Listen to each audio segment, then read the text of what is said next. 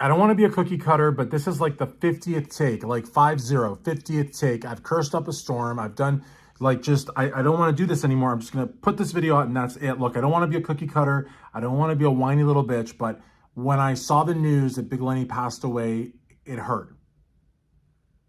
And I wasn't his friend, and we didn't talk all the time, and we didn't go out and get beers, and we didn't go bike riding, but it hurt because I was in close proximity to him at the Ruby a couple of times. Have a lot of like little short videos of him backstage pumping up with Jason and doing the Crisco oil and all that. I was able to talk to Lenny a little bit. I wanted to work with Lenny so badly for Iron Mag TV. We tried so hard. In fact, there was a podcast where they had wished me a happy birthday and I didn't listen to it. And there was like this whole thing where they thought I was like some kind of an asshole. I mean, like, you know, get in line, folks, because a lot of people think that of me. But I wanted to work with Big Lenny like I wanted to work with Boston Lloyd, and unfortunately, I couldn't make it happen. We were able to work with Greg Valentino and Big Frank and, you know, Chrissy Goon Griffin, a lot of really good people. Could not work with those two guys at Iron Mag TV. And then for StrengthAddicts, the same. I wanted to work with Leonard. I wanted to work with Boston. Couldn't make it happen. The reported cause of death was a heart attack. I don't know what Lenny's health was like. I know that he abused, like all bodybuilders, performance-enhancing muscle-building drugs, and I don't know that he was using them at the time. And I know that abused is a strong word, but nobody in bodybuilding builds a 300-plus pound physique unless they're hitting it hard. And I think he was hitting it hard because he didn't know what moderation was. He didn't know what, you know, taking it easy was. He wasn't a freaking cookie cutter. He wasn't that which he hated. He worked hard in the gym. He packed in the meals. My gosh, this guy posed his freaking heart out. If you were at the Ruby, you could see the videos at StrengthAddicts. I'm going to like link 3 of them or 4 of them. I don't know how many I can link on this video at the end. But he wasn't up there, you know, like just, you know, like staring at his shoes. He wasn't up there, you know, like maintaining a low profile. He got on that stage like Jason, but more than Jason, because Jason was kind of like, this is crazy, but Jason was actually a little bit mellow compared to Big Lenny. I wrote an article for StrengthAddicts. I'm going to link it down below. I also wrote an article for ironmagazine.com, which may come out tonight. 2 totally different articles. But I talk about the rivalry because there was a rivalry between Big Lenny and what's that guy's name? Jay Masters. That didn't do it for me, and I don't think it did it for a lot of people. The big rivalry, though, was between Big Lenny and Dale Chuck E. Cheese Chance. That was the rivalry. And deep down, at the height of their run, those guys really respected each other. When they did the showdown, shortly after the showdown was the Ruby that I was at, where I did interviews with Dale and Cornelius and Prince Andrew and Brad and Jason and Big Lenny. And those guys respected each other. They loved each other. They used to go out and eat. They used to like commiserate. They did documentaries. They had this wildly successful podcast. And when I say podcast, I mean, we're not talking like a Joe Rogan podcast, like a little 45-minute, 50-minute thing. These guys would talk for 3-4 hours. And people were glued from beginning to end. You know, I worked for RX Muscle, and I love Dave Palumbo. And I will tell you that when I used to write for Muscle in the morning and I would try to talk about the Misfits, it was met with sort of like confusion. Not hate, because Dave didn't hate them. Look what Dave did for them. Dave really helped put them on the map as well. Dave gave them a lot of exposure. But initially, like everybody else, he didn't know what to make of them. And I didn't know what to make. Everybody had that first impression. And everybody, I think, said, you know, these guys are really cool. They love bodybuilding. They love to train. But, I mean, what are they trying to do here? Is this satire? Is this trolling? What is this?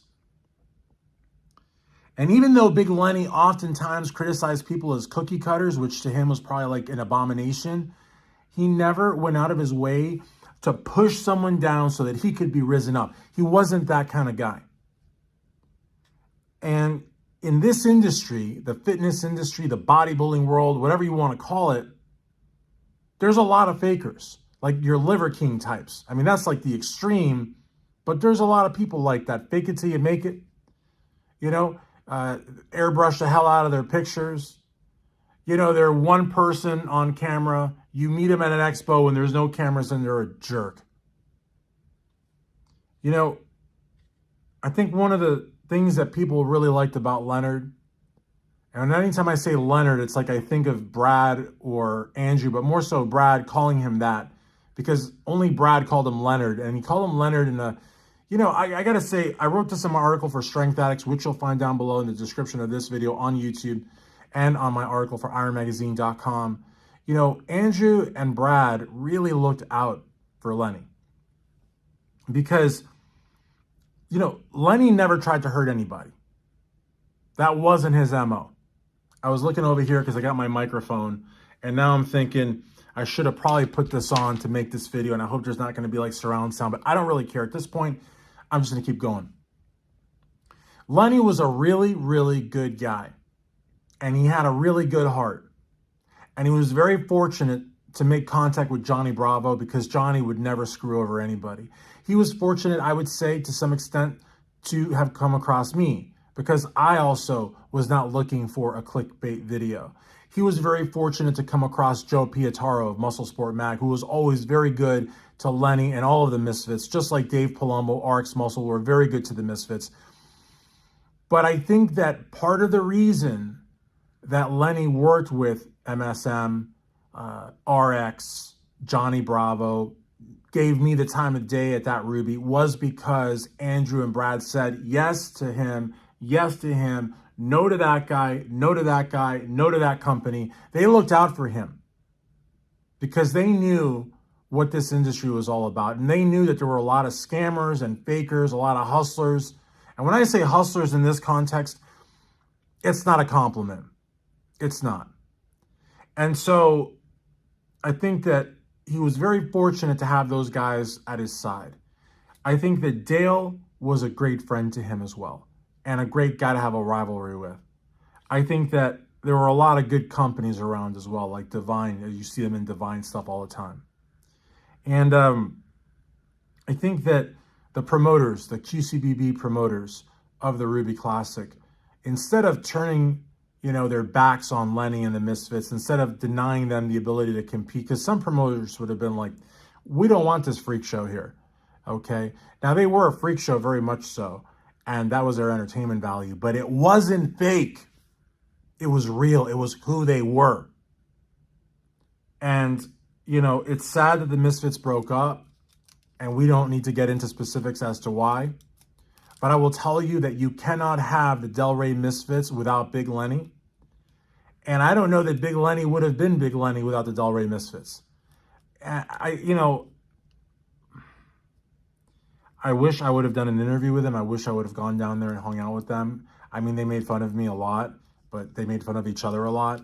And that's what I'm talking about. They were, you know, when I turned the camera off, when I turned the camera on, there was no, okay, guys, are you ready? There was none of that stuff. I didn't have to edit it. There wasn't any second takes. I mean, what you saw is who they were. It's what they were all about. And Big Lenny, to me, was one of the good guys.